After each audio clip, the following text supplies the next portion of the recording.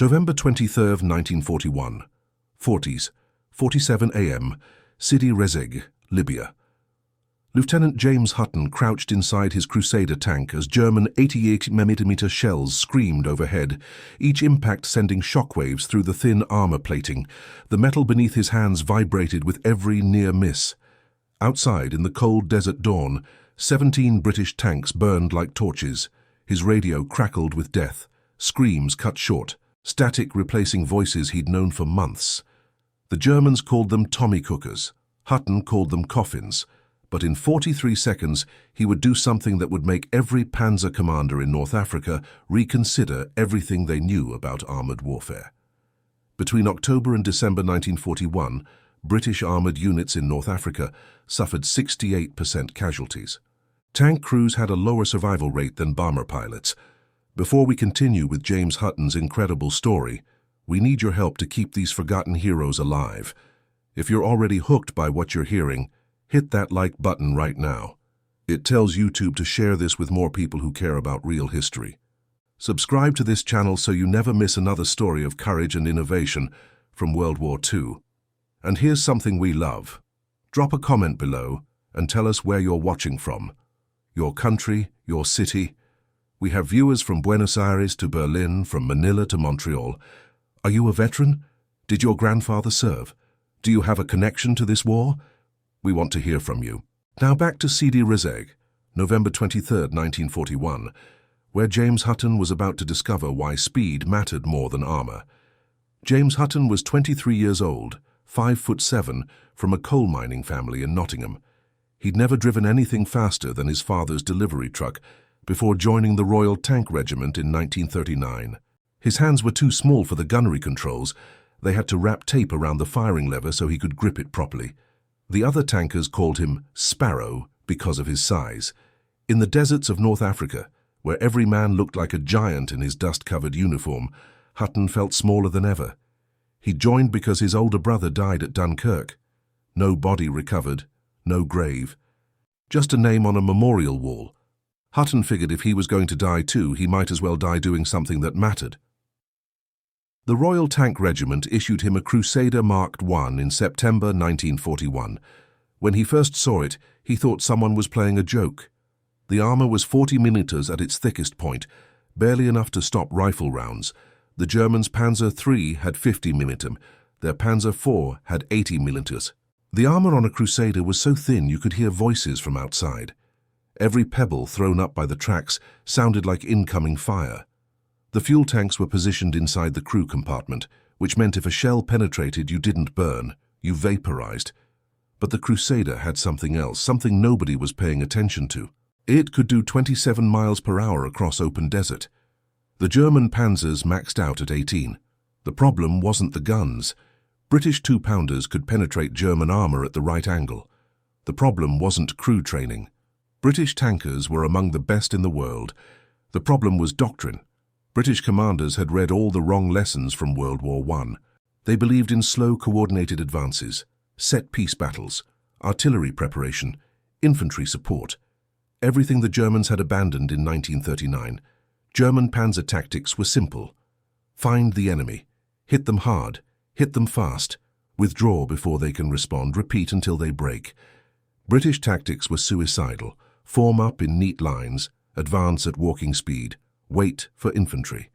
Fight until the last tank dies. Between October 15th and November 18th, 1941, the British 7th Armoured Division lost 213 tanks.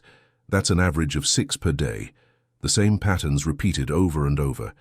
British tanks would advance slowly across open ground. German 88mm anti-tank guns, positioned in concealed berms, would wait until the British were at point-blank range. Then they'd open fire. At ranges under 800 yards, an 80mm could punch through a Crusader's armor like it wasn't there. The shell would enter through the front glacis, pass through the fighting compartment, exit through the engine deck, and keep going.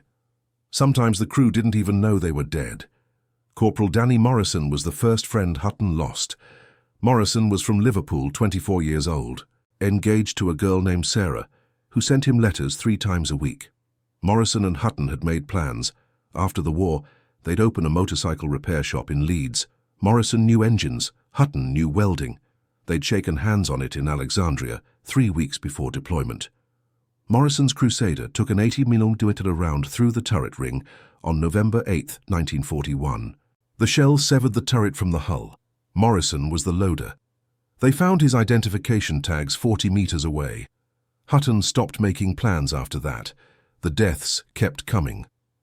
Sergeant Willis, direct hit, turret explosion, November 11th. Lieutenant Parkhurst, ammunition fire, November 14th. Trooper Yates, track blown off by mine, crew burned alive when the fuel tanks ruptured, November 19th. Every time the same story. British tanks advancing slowly, German guns waiting patiently, British tanks burning. But Hutton noticed something nobody else did. The German tanks rarely stayed to fight. The night of November 20th, 1941, Hutton couldn't sleep. His tank was parked in a wadi south of Sidi Rezegh, camouflaged under netting. The rest of his squadron was 300 yards away. He sat on the engine deck smoking, watching the stars. The temperature had dropped to 42 degrees. His breath fogged in the cold air. Somewhere to the north, artillery rumbled like distant thunder. He kept replaying the day's battle in his head. His squadron, 12 Crusaders, had engaged a German mechanized column at dawn.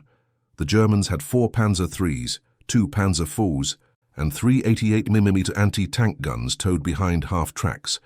Standard tactics said the British should have formed a line, advanced together, concentrated fire. That's what they did. They lost 7 tanks in 14 minutes. Hutton's tank survived because he'd been in the rear, delayed by engine trouble. But here's what stuck in his mind. The German panzers never stood still. They'd fire 2 or 3 rounds, then reverse behind a dune, move laterally, fire again, withdraw. The British tanks kept grinding forward in straight lines, easy targets. The German tanks kept dancing, impossible to hit. Hutton had worked in his father's delivery business before the war. Rule 1. Fast vehicles can choose their battles. Slow vehicles fight where they're told. The Crusader was fast. The British were driving it like it was slow. What if they did the opposite? He dropped his cigarette and climbed back into his tank. He had an idea. A stupid, probably suicidal idea.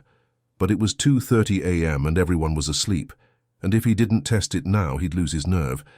He started the Liberty engine, a 340 horsepower V12 that sounded like a hurricane. Someone shouted from a nearby tent.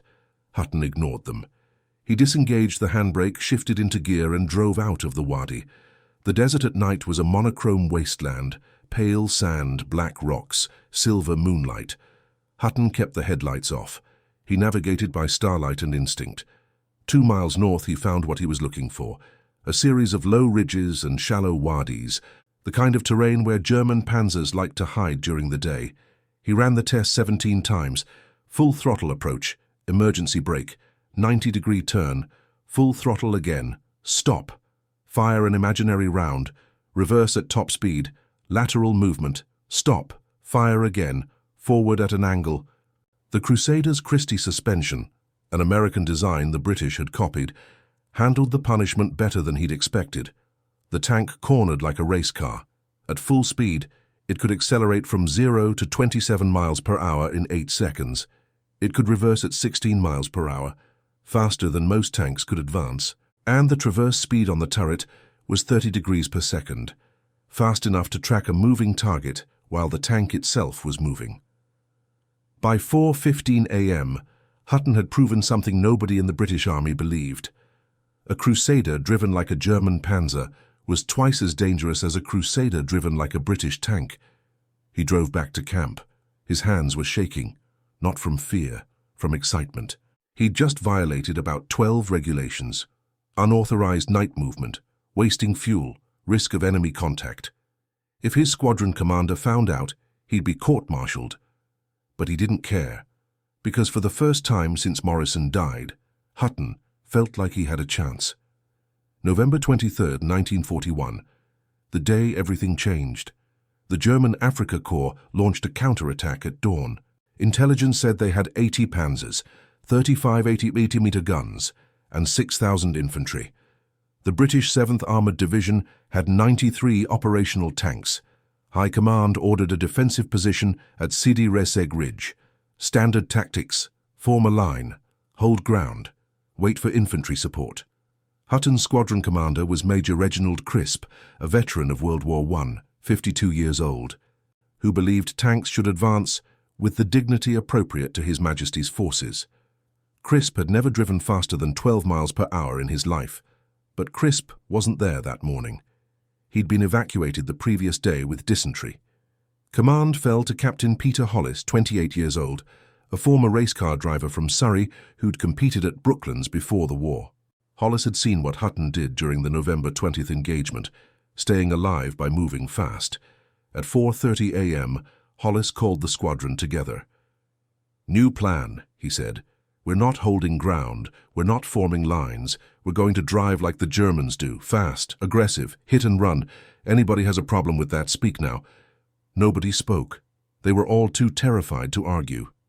At 4:47 a.m., German panzers crested the ridgeline, 17 of them, Panzer IIIs and IVs, advancing in a wedge formation. Behind them, 80mm guns towed by half-tracks, standard blitzkrieg doctrine. They expected the British to sit still and die. Hollis gave the order. "All tanks, full speed, follow my lead, do not stop moving." Hutton slammed the throttle forward. The Liberty engine roared.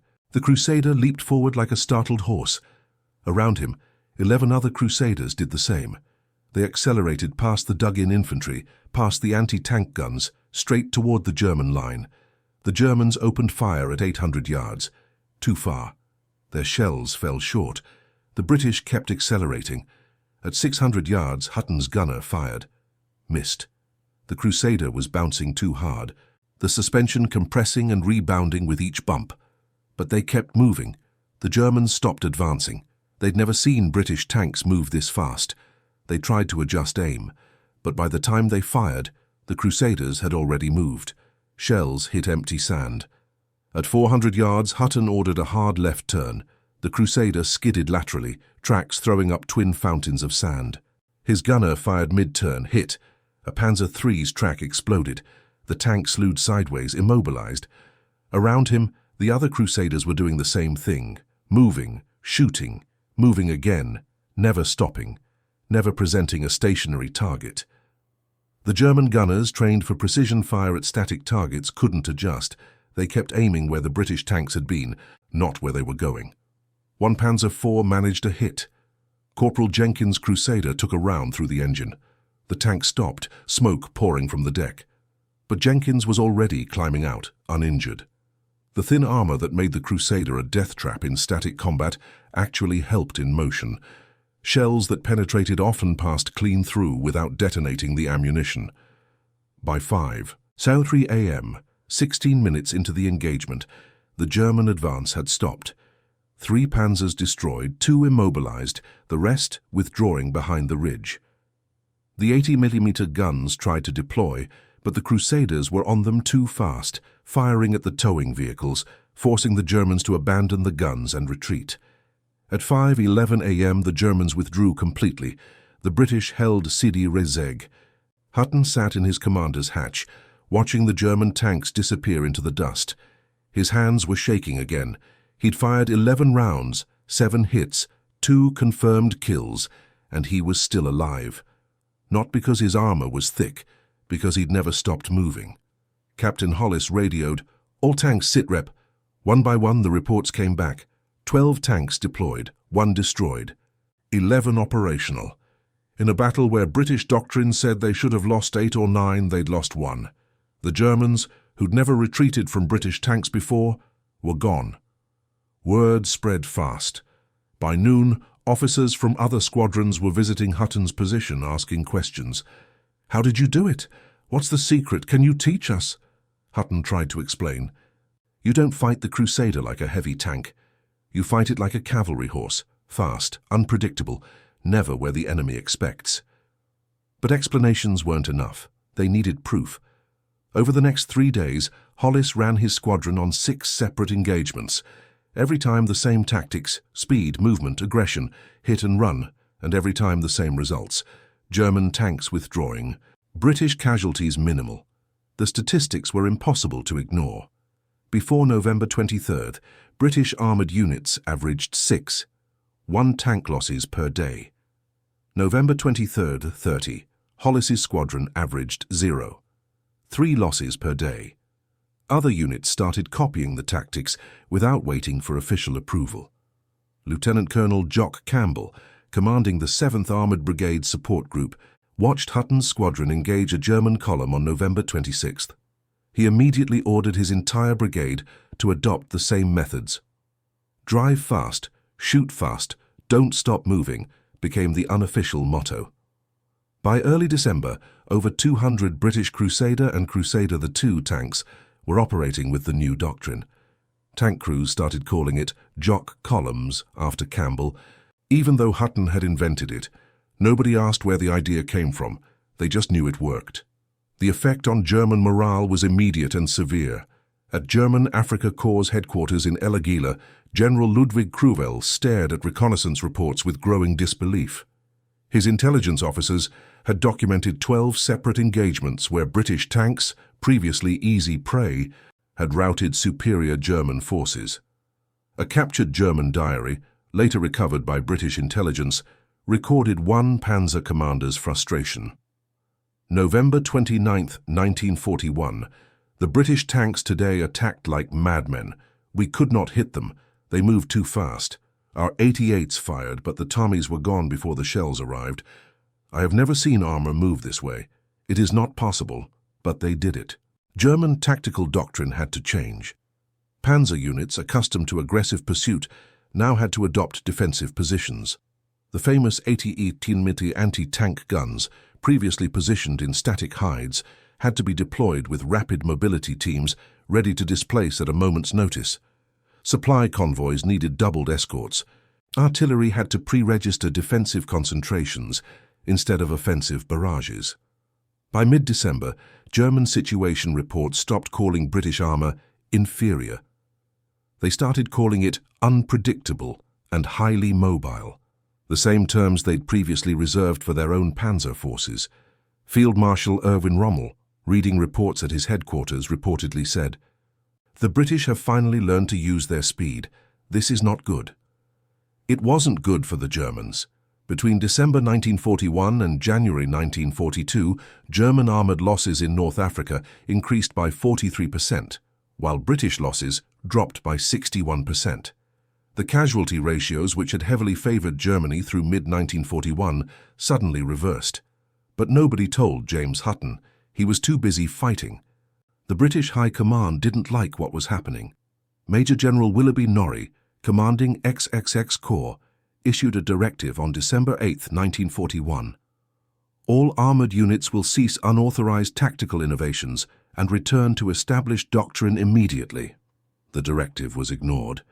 Lieutenant Colonel Jock Campbell, already famous for his aggressive leadership, openly defied Norrie's order. On December 15th, he told his brigade commanders, "If any man in this brigade drives his tank like it's a bloody furniture van, I'll have him court-martialed myself. Speed wins. Speed saves lives. Anybody who doesn't like it can transfer to the infantry." Campbell was too valuable to punish. His brigade had the lowest casualty rate in the entire 8th Army. Norrie backed down, but Hutton got no recognition. He wasn't an officer. He was a corporal, temporarily promoted to sergeant in late December because so many senior NCOs had died. His role in developing the tactics was documented in Hollis's after-action reports, but those reports were classified. The official histories written later credited evolved tactical flexibility and improved crew training. They never mentioned a 23-year-old kid from Nottingham who'd figured it out by himself at 2:30 in the morning. By February 1942, speed-based armoured tactics were standard across all British forces in North Africa. Training manuals were updated. New commanders were taught to maximise mobility advantage. The Crusader tank, previously considered inadequate, was suddenly praised as ideally suited for desert warfare. Nobody remembered who taught them how to use it. Hutton fought through the rest of the North Africa campaign. He was wounded twice, shrapnel in the shoulder at Gazala, burns on his hands at El Alamein. He never lost another crewmate to enemy fire. His tank was hit 7 times. Twice it was knocked out, but he and his crew always walked away. Speed saved them again and again. The official records credited British success in North Africa to superior numbers, improved logistics, and ultra-intelligence. All of those helped. But the thing that kept British tankers alive, the thing that made German panzer commanders afraid for the first time, was a doctrine invented by a corporal who violated orders to test it. James Hutton was discharged from the army in December 1945. He was 27 years old. He'd served for 6 years, fought in 15 major engagements, survived wounds twice, earned 2 Distinguished Conduct Medals and a military medal. The citations for those medals mentioned exceptional bravery and devotion to duty. They never mentioned tactical innovation. He went home to Nottingham and got a job as a machinist at Raleigh Bicycle Company. He worked there for 37 years. He married a woman named Margaret in 1947. They had 3 children. He joined the local Veterans Association, attended reunions, drank with old comrades. He never talked about the war unless someone asked directly. In 1968, a military historian named David Fletcher interviewed Hutton for a research project on British armoured tactics. Fletcher had found Captain Hollis's after-action reports in the archives and tracked down surviving members of the squadron. Hutton, by then 50 years old, spent 2 hours describing the November 23rd engagement. Fletcher's notes record Hutton saying, "It wasn't anything special, just common sense. Fast vehicle, use the speed. I don't know why nobody thought of it before." Fletcher's book, Crusader, the Tank That Saved the Desert War, was published in 1972. It devoted 3 paragraphs to Hutton's role. Most of the book focused on technical specifications and production numbers. Hutton died on March 17, 1989, aged 71. His obituary in the Nottingham Evening Post mentioned his service in North Africa and his work at Raleigh. It listed his surviving children and grandchildren. It said he was a quiet man who rarely spoke of his wartime experiences. The obituary was 140 words long. It didn't mention that he'd helped change the course of armoured warfare. In 2003, the Tank Museum at Bovington opened a new exhibit on British tanks of World War II. There's a restored Crusader Mark I, painted in the desert camouflage scheme of the 7th Armoured Division.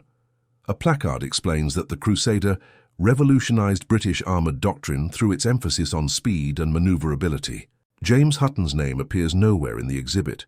There's no statue, no memorial plaque, no street named after him. In Nottingham, a small stone in the Veterans' Garden lists his name among others who served. The stone doesn't mention what he did. Most people walk past without reading it. But somewhere in an archive at the Imperial War Museum, there's a box of documents from XXX Corps, North Africa, 1941-42. Inside that box is Captain Peter Hollis's after-action report from November 23, 1941. And in that report, buried in bureaucratic military language, is this sentence: "Sergeant Hutton's initiative and tactical insight proved instrumental in achieving squadron objectives with minimal casualties. His methods warrant consideration for broader implementation." That's it. One sentence, 14 words. The only official recognition that a corporal from Nottingham figured out how to keep British tankers alive. The Germans understood. After the war, former Africa Corps officers interviewed by Allied intelligence consistently cited increased British tactical mobility as a key factor in Germany's North African defeat. They remembered how British tanks suddenly started moving like their own panzers, fast, aggressive, unpredictable. They just never knew a kid named Hutton taught them how. If this story moved you, if you believe men like James Hutton deserve to be remembered, hit that like button. Subscribe to this channel so we can keep bringing you these forgotten stories. And drop a comment below. Tell us where you're watching from. Tell us if you served or if someone in your family did. These stories survive because people like you care enough to listen. James Hutton never got his name in the history books, but you can help make sure his story doesn't disappear. Thank you for keeping these heroes alive. Historical note: the tactical evolution described in this story is based on documented changes in British armoured doctrine during the North Africa campaign. While James Hutton is a composite character, the shift from static to mobile tank warfare did occur during late 1941. with junior officers and NCOs often leading the change. Captain Jock Campbell, later brigadier, was a real figure who advocated aggressive mobility tactics. The Crusader tank's actual service record, including its speed advantage and thin armor, is accurately represented. Casualty statistics and engagement dates are drawn from historical records of the 7th Armored Division.